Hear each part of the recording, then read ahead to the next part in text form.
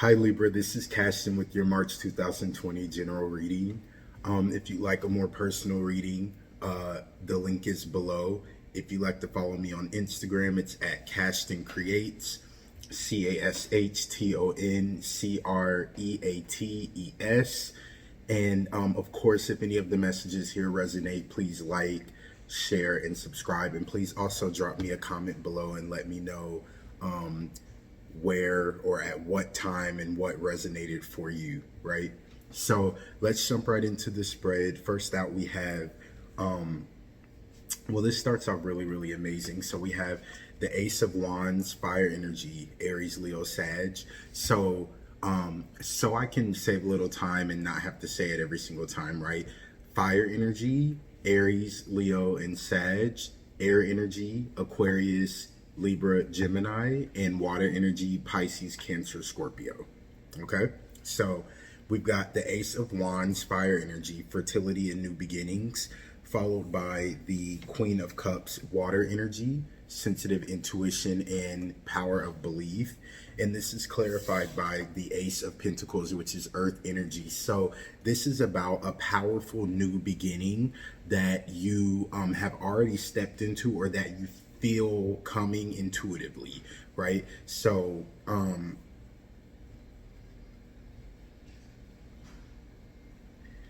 with the Ace of Pentacles here, this is a windfall of abundance or assistance. This is like help in a new venture or something starting off in a really amazing way. You're on fertile ground with this, or whatever this is has birthed out of fertile ground.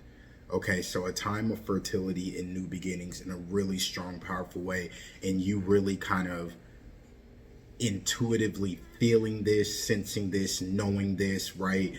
There could have been this feeling of like, I feel like something is about to unfold, and then bam, something does, or you may be feeling that now, right? Really beautiful energy to start off with. Really beautiful. I mean, this is a really powerful new beginning. And I feel like it's in love. So then we've got the Star card, Aquarius energy, and also Major Arcana, spiritual inspiration and hope. The Queen of Wands, wow, primal strength and creation. So this is fire energy and air energy. And then we've got the Lovers, Gemini energy, and also air energy. And this is Major Arcana as well. So there are two Major Arcana cards here. This is something big, you guys. This is something big. And the Queen of Wands speaks about a new beginning as well, but a new birth and a new initiation, right? So, and then the Star card, spiritual inspiration and hope. This is also about new perceptions, right? Like people seeing you in a whole new way, you seeing yourself in a whole new way, and that kind of catapulting you into this newness because of that, right? The perception shift and change here.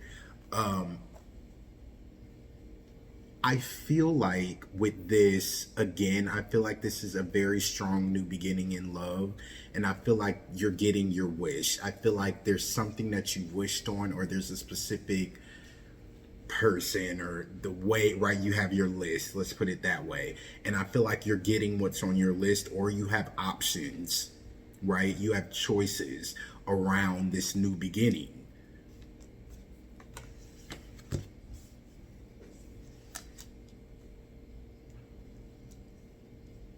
I just heard somebody say, well, where are they? It's coming. If it's not already here, it's coming. So I feel you have choices, or this is a new beginning in love with somebody, a new really amazing beginning. It's like a wish on a star. It's literally like a wish on a star, okay? And this comes in. So then we've got the Tower. So life, death, rebirth, and new vision, Major Arcana. This is in reverse. This is followed by the Six of Pentacles, earth energy, reclaiming power and fruits of labor. And this is clarified by the Eight of Pentacles, which is also earth energy. And so with the Tower in reverse, this speaks about releasing and letting go of ideas, really anything that is no longer serving you. Reclaiming power and fruits of labor clarified. So the Eight of Pentacles is a work card, right? I feel like you're overworking yourself. Follow me. I feel like you're overworking yourself trying to rise up, trying to reclaim your power, trying to feel a sense of power, trying to feel a sense of accomplishment, trying to feel a sense of achievement, trying to feel like you finally reached some sort of destination, right? So if this is with a person or a lover, you've really been trying to manifest a new beginning in love, and this is you going over and above, or right, doing the most in whatever area, whatever that means for you, trying to bring this in. And so, and again, this is why I say go with me, because I'm going to use an analogy here, an example. But this is like somebody learning when they're young that the way that you bring in a partner is through praying every night at 7 p.m. You know, I don't know, anything. And this is you trying to use this method to bring in all of the things that you want. So working really hard, educating yourself, trying to take in as much information as possible about how to get a guy, how to get a girl, how to get a person, taking in all of this information, whatever, trying to rise up and reclaim this power and achieve and reach this level of success or completion or attainment, right? This is about you realizing that praying every night at 7 p.m., the prayer of how to get a person in my life, is maybe not the route. Or maybe that is not as effective as you thought. Or maybe that's an outdated idea. Or maybe it was never rooted in any truth to begin with. It was just something that great grandma did and passed it down through everybody in the family. And now here you are trying to use those same methods and wondering why you're frustrated and it's not working for you. So this is about, okay, does that make sense? So this is about dropping old ideas or old formulas or anything in your life that you're clinging on to try to get your way, but frustrated and annoyed and mad that whatever these methods are that you're using trying to get your way are not working for you. Okay. This brings me back. I'm reminded of the messages from, I feel like maybe December, January, where we were kind of talking about rebooting the system, right? Like refreshing the mind, the system, everything that you use to operate, and downloading new software, right? And clearing out the old. So with this, the Tower in reverse, I feel like you're clearing out any old ideas that do not suit you and that have not worked. Like, it's like, I've tried this, I've used this thought, I've used this over and over and over, and it always lands me in a place I don't want to be. I'm done with this. I'm trying something new, right?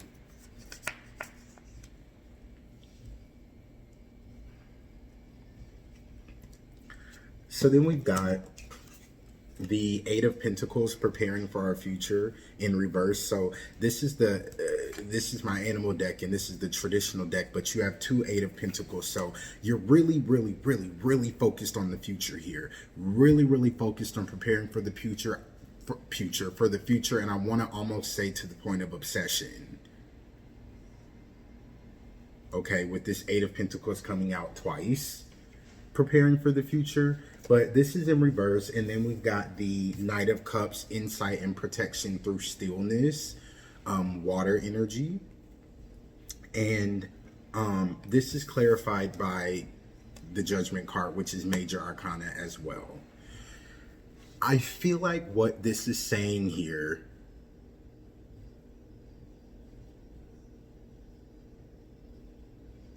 okay, so I feel like what this is saying, this is really a clarification of where we just came from, honestly. It just kind of, the cards kind of regurgitated the same message, I feel. But this is saying that, you know, there needs to be a balance in all things that you do. What this speaks about is a balance in work and play, in leisure and business, right? you know, if you're starting a new business plan or you're going out for something, making sure that you keep in mind, I know I'm going on this new journey, but I need to save time for the wife or the significant other or my kids, or I need to make sure that I, you know, have active breaks, and I'm also remembering how I like to have fun or how I like to enjoy myself, right? With this in reverse, this Eight of Pentacles, it kind of speaks about somebody going to an extreme, is what I'm getting here. Like, all one thing. So it's like, that's why I say I feel this energy of like obsession. Like, it's like all of the energy is focused on, excuse me.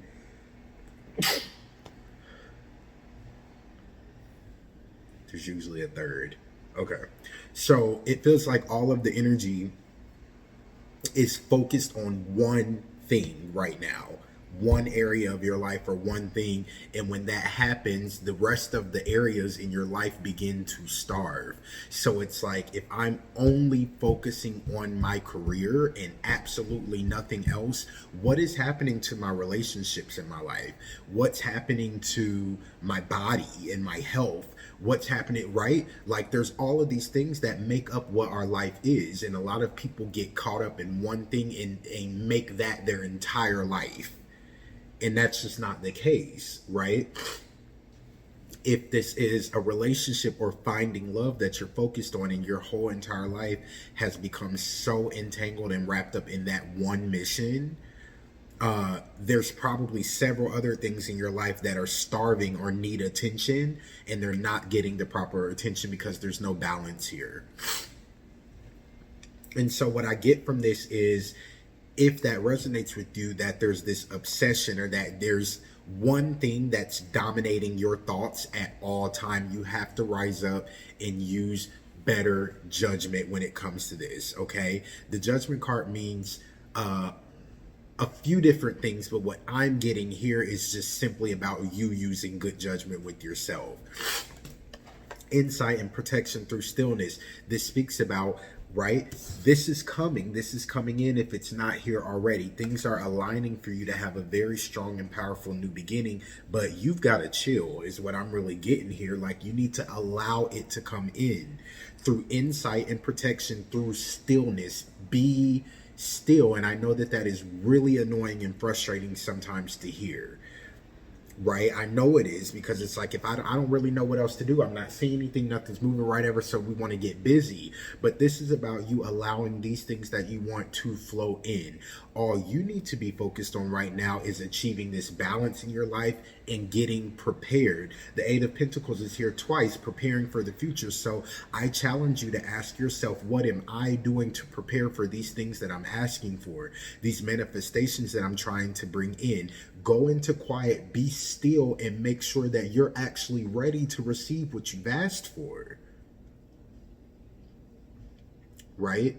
Sometimes if things feel held up, or it feels like it's not coming in as fast as I'd like, it's because there's something on the checklist on being prepared that we've skipped over or that we've missed. And Spirit is so mindful that it's not gonna dump something on us that we can't be a good steward of. Like, Spirit is gonna teach you how to be a good steward before you receive that manifestation, right? And so come out of that space of being obsessed with the destination and make sure that you're not missing anything on the journey. And I know that we've been here before, and that might be really annoying, but I feel called to say it again, right? Using good judgment, freeing yourself of any ideas or formulas of the past that did not work for you, right? I'm only going to date this kind of person because A, B, and C, but where did that get you, right? Or if, you know, my person don't go to church 18 times a year, you know what I mean, then this will never ever, because my mom always told me, right? This is just like you taking stock of all of that, everything that informs your decisions, everything that informs your judgment, and reassessing and deciding what really works for you, what doesn't, and making good judgment, good decisions based upon that, right? Using better judgment to get yourself where you're going, and balancing out the extremes. Also, I get here, if you're taking in a lot of information around something, it could be a time to pull back and just kind of relax and chill and get into the flow, right? So I'll use my dad for an example, right? My dad is the type that when he gets locked on a topic and he wants to research or study about it, nothing can stop him, right? He will read 3,000 books on this one topic and keep going until something is like, all right, you've got it, right? So this is this energy that I feel here with you guys. It's like you're so focused on something that you're taking in every piece of information you possibly can about it. You're reading about it, you're studying about it, you're researching about it, you're praying about it, you meditate on it, right? And it just never, ever, ever, ever, ever stops, to where it's like, to this point, what even is life outside of this? Right? So I get here, pump the brakes a little bit. What is meant to be will be. And if you set these strong intentions for this new beginning, it's here and it's coming. But this kind of obsessive energy delays things like that. There's no flow in that. There's no flow in that, right? There's no flow. If you apply for a new job and then you call them every single day after you submit the application, there's no flow in that. There's no due process. You're not allowing it to work itself out. You're trying to control it. And that is not healthy, right? So bottom of the deck, we've got the Empress in reverse. Creativity, fertility, new promise. In reverse, the Empress is all about manifesting easily, right? The Empress just shows up, thinks it, and it appears kind of energy, right? Building effortlessly through intuition and manifestation. This is clarified by the Nine of Cups, but in reverse. This is water energy. And so what this speaks about is, with the Empress in reverse, you're not allowing for flow. You're not allowing for ease to come into your life. You're not allowing for the things that you prayed for, that you're trying to manifest. Like it's like, I get a vision of somebody standing at the doorway of which their blessings come in and out, the doorway of which their blessings flow. And you're standing at that doorway, monitoring it at all times and checking the peephole and then opening the door and cracking, right? And it's like the doorway just swings, right?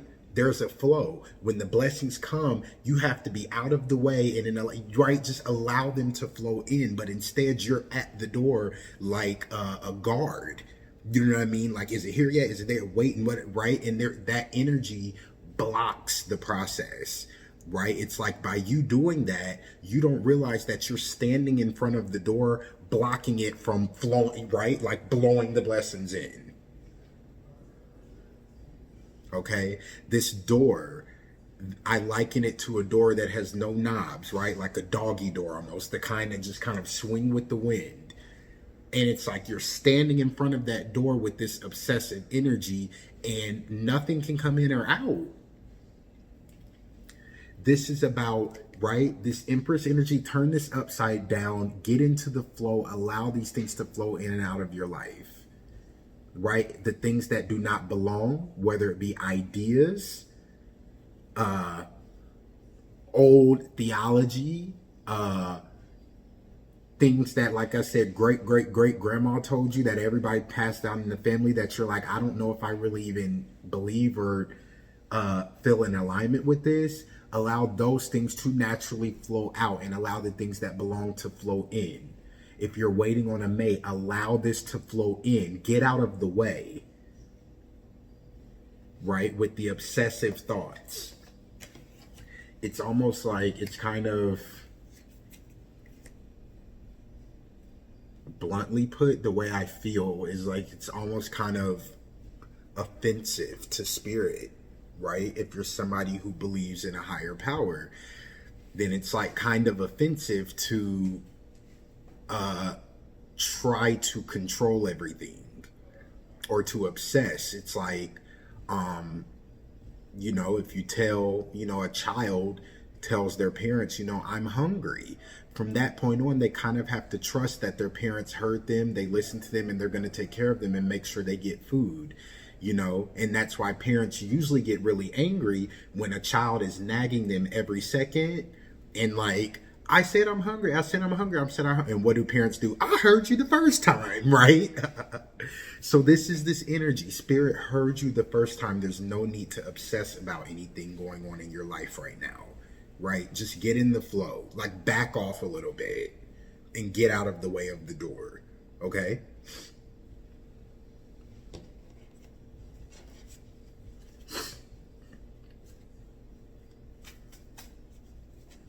So angels, can you give me a word for the Libra collective? Yeah.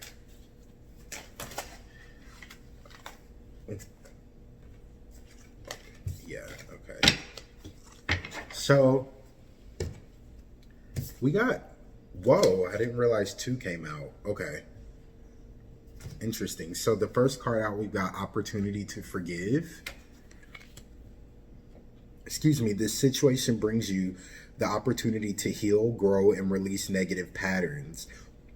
Hold the intention of seeing the other person's inner divine light and goodness. We will help you release unforgiving thoughts, feelings, and energies and lift you to a higher place of peace and compassion. Next out, we got play. Beloved one, it's time to set aside work for a while. Don't worry, we will oversee your responsibilities to their completion. Playfulness, gaiety, and laughter will lift your energy so that you'll return to work with a renewed perspective and heightened energy. So I'll tell you exactly what I get from this as it pertains to this spread. Because of this obsessive energy, or because of this heavy focus on one thing, right? Whatever this one thing is that you feel like is dominating your thoughts, there's a need for you, like I said, to back off a little bit and also to go and have a little fun. Like you need to introduce, and this goes back to that balance, you need to introduce a little balance to this situation into your life again in general. Because if this is, if you're trying to find love and you want a new beginning in a relationship or in love, but you have become so focused on so focused on getting this new start that there's no light to it. There's no fun to it, right? There's no room for laughter. There's no room for joking. There's no room for like just kicking it and having a good time with your boo, because it's all seriousness. What are we doing? Are you compatible? Are you aligned? Are we going to marry? Are we going to do this? What are we doing? This is how, right? Like there's no room for fun. And that's the whole point here that I think sometimes people forget. Anything you get involved with, you have to actually like and enjoy it first. Like that's the first thing. Then we can get into all the seriousness of it. But if that component is not there, then what are we doing, right? If this is a job or a project or a situation, same thing. It's like you've become so hyper focused on this thing that any of the light, fun, or, sun involved in it has been sucked out. So it's almost like when this even does come in or manifest for you, will you even be as excited and happy for it? Because now it just feels like it's become, this feels like a love situation turned into a business transaction. I have to be honest, right? So it's like, I want you to introduce a little bit of this back into your life, a little bit more carefree, a little bit more of a childlike nature, so that you can easily attract these things that you want, but also so that they'll be good and fun and like, like, it's like you get down to business so hard and obsessed, and then you manifest this relationship, but then it's boring and just like dry bones and straight to the point, and like there's no excitement. Don't forget about the excitement when you're going after these things that you want, right? Lighten up. Lighten up. All right, so that's what I have for you guys. Thank you so much for all of your support. Hopefully something here resonated for you. If it did, please comment and let me know. And I look forward to talking to you guys again.